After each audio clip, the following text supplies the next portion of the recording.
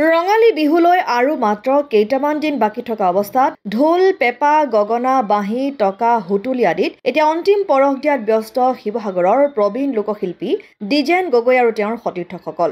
দৰিকাপাৰ নিমাইজান পথস্থিত সুৰ সমলয় কলা সংস্থান কেন্দ্ৰত দিনে নিশাই বিহুত প্ৰয়োজন লোকবাদ্য নিৰ্মাণত ব্যস্ত দ্বিজেন গগৈ। লোকশিল্পী দ্বিজেন গগৈ ৰঙালী বিহুত প্ৰয়োজন হোৱা সকলো লোকবাদ্য নিজেই নিৰ্মাণ কৰি ৰাজ্যৰ বিভিন্ন প্ৰান্তৰ বিহুৱা নাচনি তথা হুঁচৰি দলসমূহৰ উপৰি দেশৰ বিভিন্ন প্ৰান্তৰৰ লগতে বহিৰাজ্যত থকা অসমীয়া লোকসকলকো যোগান ধৰি আহিছে এইসমূহ সামগ্ৰী। এইবাৰ আমেৰিকা, থাইলেণ্ড, ইংলেণ্ড আদিত থকা প্ৰৱাসী অসমীয়া লোকসকলকো উচিত মূল্যৰ লৈ বিহুৰ প্ৰয়োজনীয় ঢোল, পেঁপা আদি যোগান ধৰিছে দ্বিজেন গগৈ। উল্লেখ্য যে প্ৰবীণ লোকশিল্পী দ্বিজেন গগৈ সকলো লোকবাদ্য নিজেই নিৰ্মাণ কৰাৰ লগতে ৰঙালী বিহুৰ বিভিন্ন মঞ্চত লোকবাদ্যসমূহ পৰিৱেশন কৰি অসমীয়া লোকবাদ্যৰ প্ৰচাৰ প্ৰসাৰৰ বাবেও সাজু হৈছে। সমলয় কলা সংস্থান এইটো আমাৰ প্ৰতিষ্ঠানটোৰ নাম। ইয়াতে বহু মানুহ মানে আপোনাৰ নিবনুৱা দূৰ কৰিবৰ কাৰণে যিসকল নিবনুৱা সেই যুৱকসকলক ইয়াতে সংস্থাপন দি তেওঁলোকক লোকবাদ্যসমূহ কেনেকৈ বনাব লাগে, কেনেকৈ বজাব লাগে এইবিলাক প্ৰশিক্ষণ দিয়া হয়। তাৰ উপৰিও আমি ইয়াতে বাঁহী, মানে খোল, গান এইকেইটাও আমি 12 মাহ মানে এটা পৰীক্ষাৰ চিষ্টেম এনেদৰে শিকোৱা হয়।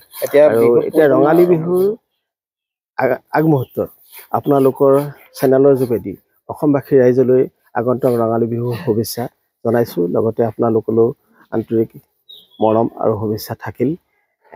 আমি ভাবোঁ এই আগন্তুক ৰঙালী বিহু আহি আছে, গতিকে সকলোৰে বাবে মংগলময় হওক সেয়ে মই কামনা কৰিছোঁ। আজি মই সহস্ৰ এটা সংগ্ৰাম কৰি আহিছোঁ অসমৰ থলুৱা লোকবাদ্যসমূহ জীয়াই ৰাখিবলৈ। এই সুৰ সমলয় কলা সংস্থানত ইয়াতে আমাৰ থলুৱা লোকবাদ্যসমূহ নিৰ্মাণ কৰা হয়।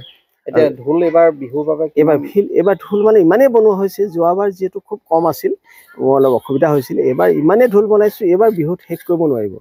এতিয়া ওপৰতে বহুত খোলা আছে, ঢোলৰ খোলা আপোনাৰ বেছিকৈ এইবাৰ বনাইছোঁ ঢোল, আৰু পেঁপাও যথেষ্ট বনাইছোঁ, আৰু এইবাৰ বিক্ৰীও যথেষ্ট হৈছে। ঢোল শদিয়াৰ পৰা ধুবুৰীলৈকে। এতিয়া আজি এটা ধুবুৰীলৈ নিছেহি। এতিয়া ধুবুৰীলৈ এতিয়ালৈকে বহুতকেইটা ঢোল গৈছে। য'ত মানে বিহু নাপাতে তেনেকুৱা জেগাবিলাকত এইবাৰ বাহিৰলৈ, এইবাৰ আমেৰিকালৈ মোৰ বাদ্য গৈছে, বহুখিনি বাদ্য আমেৰিকালৈ গৈছে।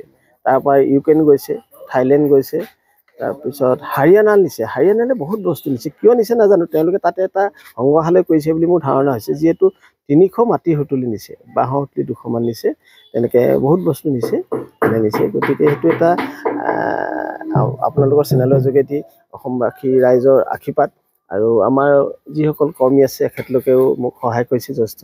আমি এখেতলোকৰ যোগেদি আমি বাদ্যবোৰ বনোৱাইছোঁ আৰু বিক্ৰী কৰিছোঁ। এটা নিবনুৱা দূৰ কৰিছোঁ, এটা উদ্যোগ মানে থলুৱা লোকবাদ্যসমূহ জীয়াই ৰাখিবলৈ।